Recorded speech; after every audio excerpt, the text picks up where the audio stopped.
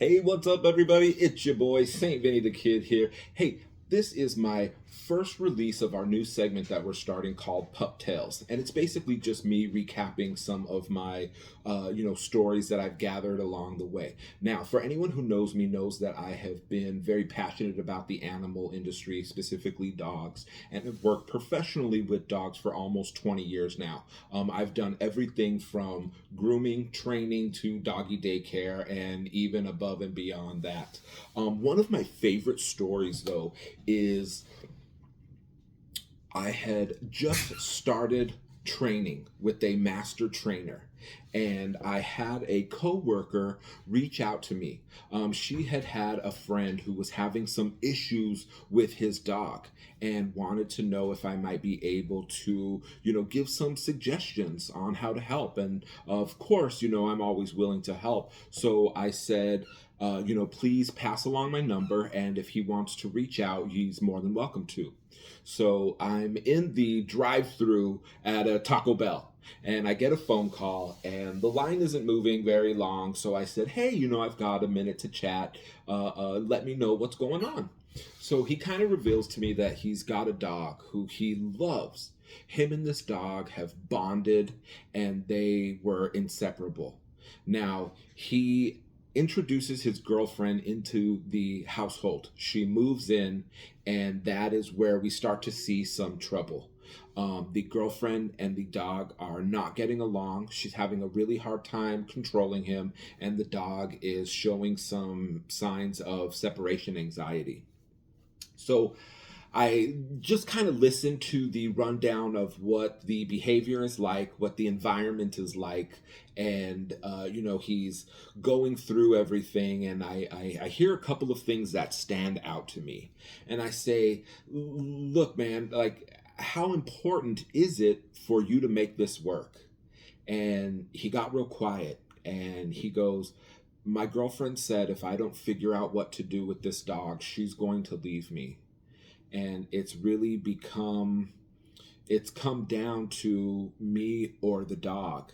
And he, definitely loved his girlfriend, but you could tell he was going to stick with the dog, and he didn't want to have to get involved in that kind of situation where he was choosing a canine over a person.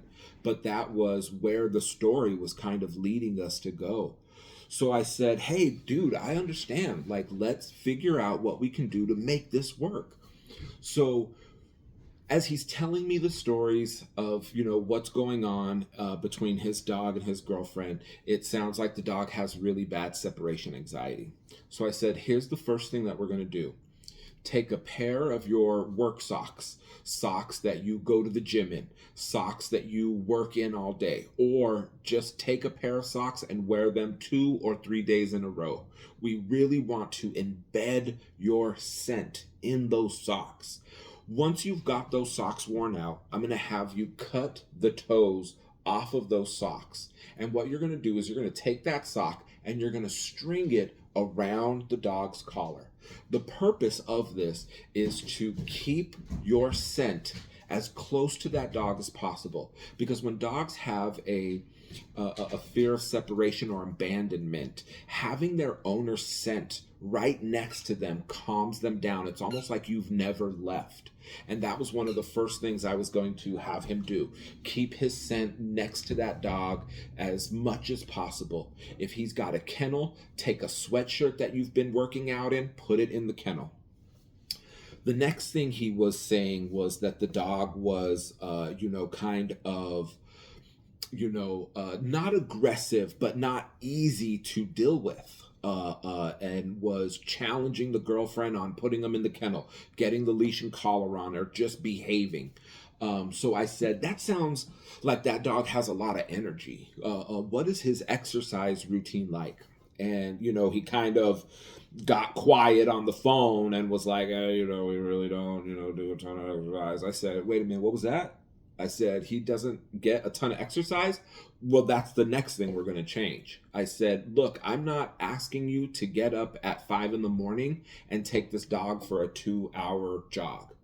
What I am going to ask you to do is wake up at 7 in the morning and get him out from 7:30 to 8:30. And you exercise him however you can. And he was like, well, he's not really a dog that I let off leash. And I said, hey, that's okay. Do you have a bike? And he goes, yeah, I've got a bike. I said, okay, here's what you do. You get on that bike and you bike that dog around the block, around the neighborhood. You know, you don't have to run him till he's ragged, but give him a nice little bit of exercise in the morning. And let me know if these problems still persist. So there was two major things that we were going to change: his exercising routine and having that scent or aromatherapy around him, you know, the smell, of course, being of his owner. So I gave him those suggestions and I said, look, man, it's not going to be about whether or not your dog can succeed with these new tasks. It's going to be whether or not you can succeed with these new tasks. Your dog is only going to be as successful as the time and energy that you put into him. Now, if you really are determined to make this relationship with you, your girlfriend, and your dog work, you will put in the effort. And that's kind of where I ended the conversation. You know, I didn't have any bigger suggestions for him other than exercise your dog and keep your scent next to him to calm that separation anxiety.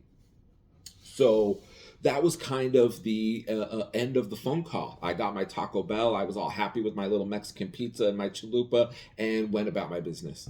Now, I had this guy and his dog on my mind for quite some time, and I had never heard back from them. I didn't know if it was a success. I didn't know if it was a failure. I just didn't know. And I had kept wondering, you know, how things had went. So a great amount of time goes by, and I want to say 8 months, 10 months, something like that. And one day, just out of the blue, I get a phone call, and it's this guy. And before I can even get into the conversation, I recognize that he sounds emotional. You know, he's almost crying on the phone. And I was like, hey, dude, what's up? How's it going? Like, tell me something good.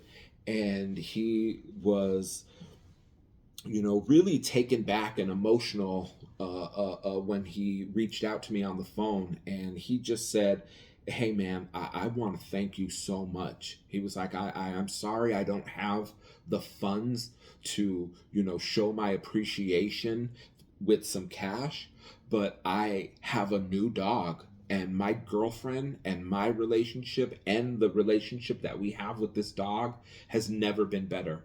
He's so much more manageable. Him and my girlfriend are actually bonding because he is so much more calm and workable. And I just want to say thank you. And I can't express enough, you know, how important that information was that you gave me, because it really changed my life, not just with my girlfriend, but with my dog as well. And it was probably one of the best phone calls I had ever gotten. And I was thrilled to hear such an amazing success story off of someone who I never met in person. I had maybe a 30-minute phone call with him, and that was about it.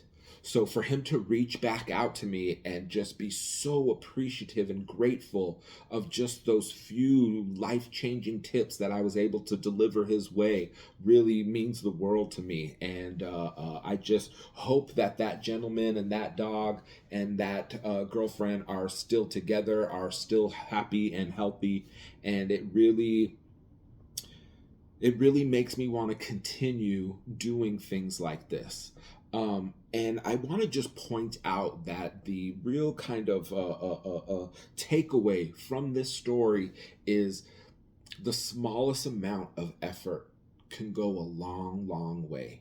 You know, never would I have thought a 30-minute phone call could be that life-changing, but it really was, you know. And I think it just goes to show that when you put in a minimum amount of effort, you can see maximum results. And I think that that is something that I want to try to implement for myself as well as the rescue. It's the little things that really make a big difference. So I hope everyone enjoyed this story, and I hope that you have a takeaway from this story. Anytime that there is an opportunity for you to help, whether it's through education, whether it's just being a listening ear, or maybe it is helping to deliver some of your experience into a situation that could help, don't hesitate to do it. It's always going to be a wonderful gesture to whoever is asking, or maybe sometimes they're not even asking. Maybe sometimes you just see it and step up and say, "Hey, I noticed you having some trouble with this, and I want to offer a little bit of help." Especially in this day and age, it is of the utmost importance to show kindness, show patience, and really, really start to act as a community, because we really are one big community. To everyone who has donated to our GoFundMe and directly to our Cash App and Venmo, thank you so much. It does mean the world. Please stay in tune for our next Pup Tale. Hopefully it will be entertaining and fun, and hopefully you will have a few takeaways from this. All right, everybody, that's my time. Please look for this on our YouTube channel, because we always appreciate the traffic and support on any of our social media outlets, as well as Instagram, Facebook, and TikTok. All right, we'll see you next time, everybody. Have a good night, gang.